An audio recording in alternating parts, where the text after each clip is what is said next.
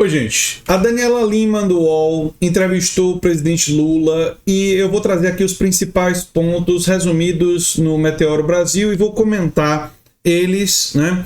Então vamos assistir. O primeiro deles tem a ver com Gaza, mas ele vai falar de Banco Master, de escândalo do INSS e muito mais. Assista o vídeo até o fim para a gente ver os principais pontos e os meus comentários, né? A nossa análise, né? Vamos lá.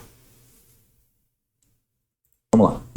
Eu disse ao presidente Trump que se o conselho for para cuidar de casa, o Brasil tem todo o interesse de participar. Agora, é muito estranho que você crie um conselho e você não tem um palestino na direção desse conselho. É muito estranho. Você vê, ele fala que ele quer cuidar de Gaza, ok, é uma iniciativa interessante, mas por que não tem nenhum palestino? E aí ele coloca as críticas mais do lado progressista para o presidente Trump. Estranho que a proposta que foi apresentada de reconstrução de casa é mais um resort do que reconstrução de casa. Eu quero saber quem é que vai reconstruir as casas, os hospitais, as padarias, os bares que foram detonados, porque a vida de 75 milhões de mulheres e crianças não retornaram mais. Esse é o dado. 75 mil. Então, 75 mil. Então, nós estamos dispostos a participar. Falei, inclusive, com o presidente da Autoridade Palestina, o Mahmoud Abbas, de que o Brasil tem todo o interesse de participar, mas é preciso que os palestinos estejam na mesa, senão não é uma comissão de paz. Se os palestinos não participarem, é uma comissão sionista. Não é? Enfim, crítica absolutamente legítima que Lula fez a essa chamada comissão, Conselho de Paz, né? Comissão de Paz. Eu disse ao presidente... Então esse é o posicionamento dele sobre o Conselho em Gaza. Falou sobre o escândalo do Banco Master, que vivem acusando o Meteoro. O Meteoro não cobre o caso Master. Vamos mostrar o que o presidente está falando a respeito do caso Master. Bora.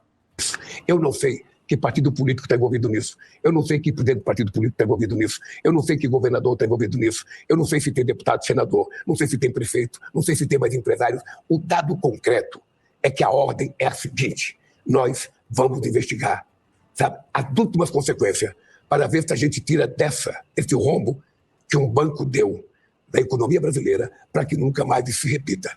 Essa é a minha finalidade. E mostrar ao povo quem são os magnatas, que muitas vezes ficam pintando na imprensa, dando palpite sobre as coisas do governo. Quando eu conversei com Pegou no pé dos banqueiros. o presidente Trump, eu falei para o Trump, você está disposto a combater o crime organizado? Mandei para o Trump. Mandei para o Trump material preparado pela minha Receita Federal, pela Ministério da Fazenda, sobre a FIT, pela Polícia Federal. Mandei as empresas, mandei os 5 navios que estão presos aqui, que é gasolina, 250 milhões de litros de gasolina, e disse, essas pessoas moram em Miami.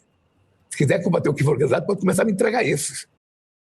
Eu adianto, viu, Lula? Trump não tem nenhum interesse, inclusive, depois do que se descobriu das ligações dele com o Epstein e o grau de ligação, não é? Se tivesse alguém ser investigado como parte de uma organização criminosa, o próprio Trump provavelmente ia aparecer entre os altamente investigados, né? Enfim. Mandei fotografia da casa e endereço, tá? E agora, quando eu for aos Estados Unidos, eu quero levar Imagina se o Trump expulsa o Eduardo Bolsonaro nessa leva aí. Seria, no mínimo, cômico. ministro da Justiça, quero levar o meu diretor-geral da Polícia Federal, quero levar o secretário-geral da Receita Federal e quero levar o procurador-geral da República para dizer, Trump, se quiser combater o crime organizado e o narcotráfico, o Brasil está aqui, sabe, na linha de frente. Esse é o Lula falando sobre Banco Master e crime organizado. Falou sobre a escala 6x1, que é o assunto principal da capa desta live. E ainda deu um jeito de tirar uma casquinha do Caiado, dizendo que o Caiado apoia trabalho que seja além do 6x1. Então, a escala 6x1, com os avanços tecnológicos que o Brasil teve, acho que é necessário as pessoas trabalharem a mesma jornada que trabalhava há 40 anos atrás. Você não acha que hoje um jovem, uma menina, ele não quer mais se levantar às 5 horas da manhã e ficar até 6 horas dentro de uma fábrica pegando ônibus lotado? O governador de Goiás, que quer concorrer à eleição, né, para a presidência da República, diz que ninguém faz escala 6x1 no Brasil. Não sei se o senhor chegou a ver essa Não, fala. se dependesse dele, as pessoas trabalhariam 14 por hora. Se dependesse da cabeça dele, as pessoas, ele ia aumentar a jornada para 14 horas sem pagar adicional. É isso. Na cabeça dele seria assim. Boa pancada nesses lacaios dos patrões. E ele ter a coragem, a cara de pau. Coragem não, a cara de pau. Coisa pusilânime de dizer que ninguém faz 6x1.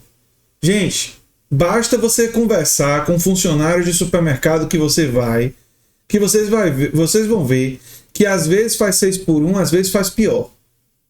Mas Mas você acha que o Caiado conversa com os funcionários do supermercado? Quizá ele nem vai para o supermercado, mas se fosse, nem olha para essas pessoas. E isso diz muito. Mas vamos lá. Agora, quem viveu no mundo do trabalho como eu sabe que hoje a juventude e as mulheres querem mais tempo para estudar, mais tempo para cuidar da família.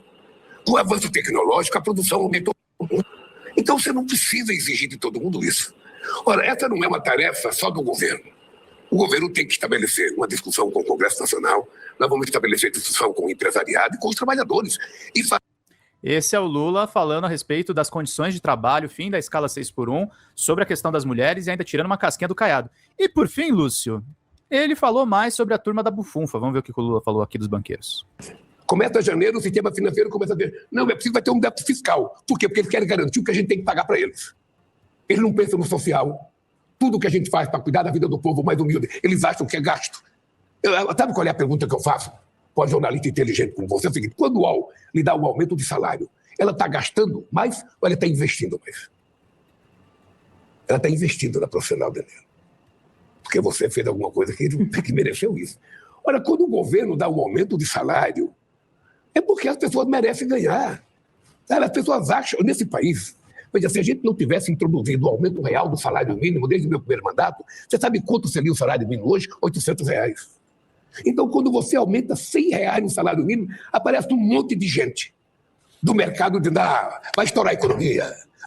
Os mesmos que eram contra o 13º, os mesmos que eram contra o aumento do salário mínimo, né? E que diziam que o Brasil teria desemprego recorde se aumentasse o salário mínimo, quando o desemprego está caindo.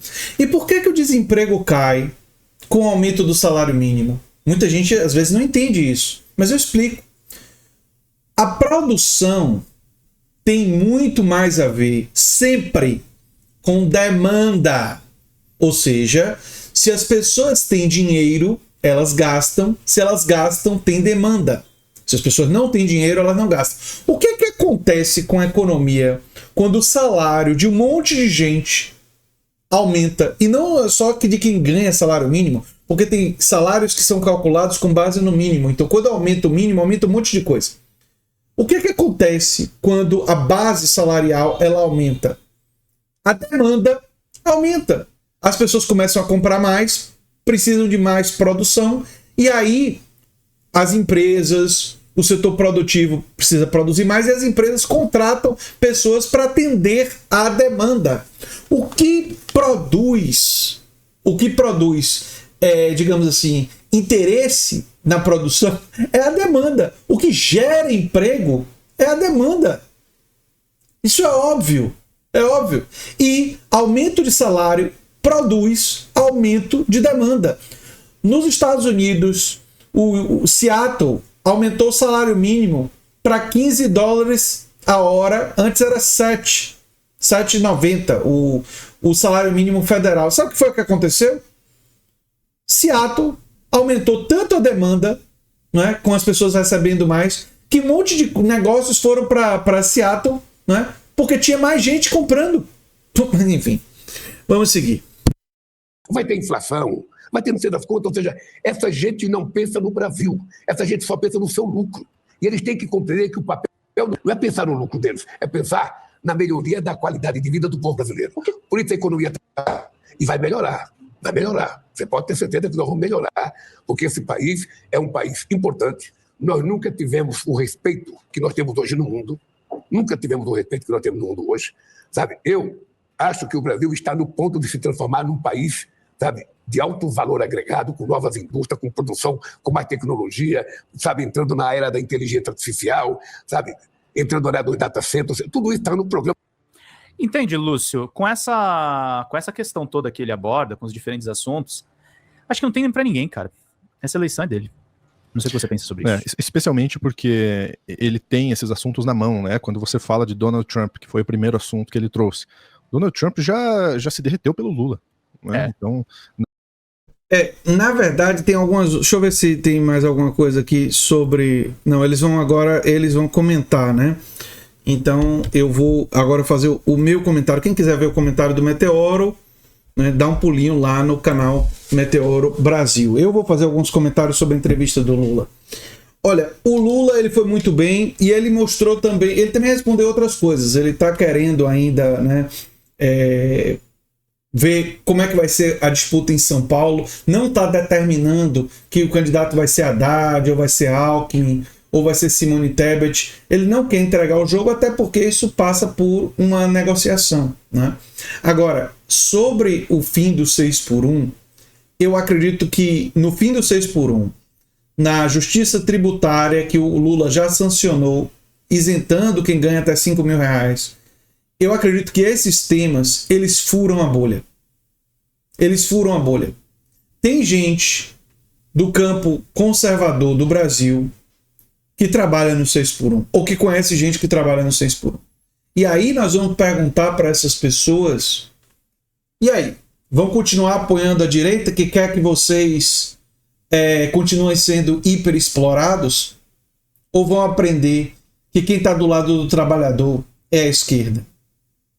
É um questionamento que vai aparecer nessa eleição e eu acredito que vai ser importante para recuperar as pessoas, para compreender que luta de classes nada mais é do que contradição de interesse de classe. Os patrões querem que os empregados trabalhem mais recebendo menos e os trabalhadores querem trabalhar menos recebendo mais. São interesses contraditórios.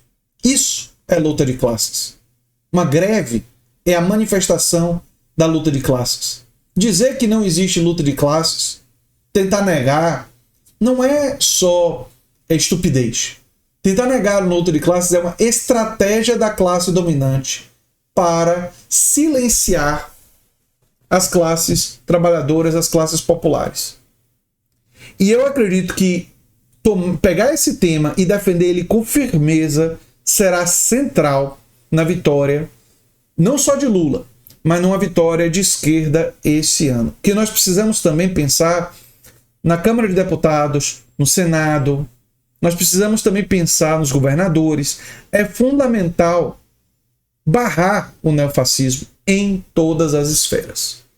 Enfim, era isso que eu tinha para falar sobre a entrevista de Lula a Daniela Lima. Achei que Daniela Lima, em geral, foi bem, né? E, inclusive, corrigindo, sem dar muito alarde, aquela fala assim que ele se atrapalhou, né, de 75, são 75 mil, né? Mas isso não diminui, né? Ele disse milhões e se atrapalhou ali. Mas eu achei assim que foi uma oportunidade para Lula se comunicar diretamente com a população. E acredito que nesse ano ele deve fazer isso mais. Não só ele, como outros políticos do campo progressista. E nós precisamos ter uma estratégia de comunicação para falar sobre essas questões, explicar para a população a importância de acabar com o 6x1, por exemplo, né? Que é uma etapa fundamental para o avanço dos interesses da classe trabalhadora, mas não é suficiente. Eu defendo, por exemplo, que a esquerda deveria abraçar a expansão do cooperativismo, né? Essa deve ser uma estratégia fundamental para o campo progressista. Eu sou André Teixeira Jacobino, o canal é a Nova Máquina do Tempo. Se você gosta do que a gente faz, se inscreve, dá um like e compartilha. Quem sabe vira membro ou apoiador. Quem sabe faz um dos nossos cursos ou manda um pix para andretj@terra.com.br. Se você gostou desse vídeo, provavelmente vai gostar do vídeo sugerido aqui no final. Tchau, tchau, gente.